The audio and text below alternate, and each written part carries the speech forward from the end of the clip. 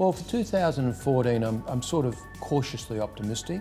In the global economy, I think there's some signs of potential upside risk, particularly in the US, where essentially as long as you don't get the government killing themselves in terms of fiscal policy, there's quite a momentum there.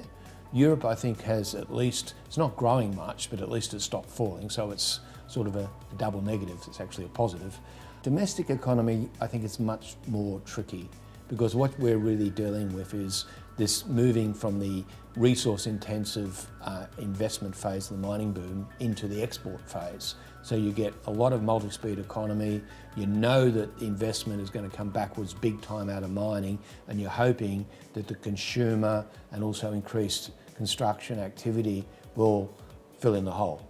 And I think my judgment at this stage is they're sort of going to be neutral, and that would give you growth of around 2.5%. I think unfortunately it means unemployment will probably continue to go up, and so therefore people will continue to be anxious, and I think it is still more likely than not you'll get one more rate cut. We're expecting a moderate increase in house prices over the course of the year, something around say 5 to 7%. The stronger markets tend to be in Sydney at present.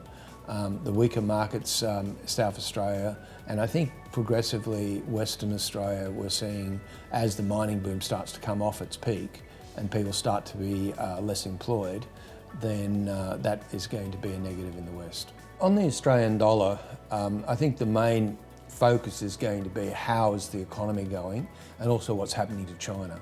Now we think China is going to be okay, but it's going to slow.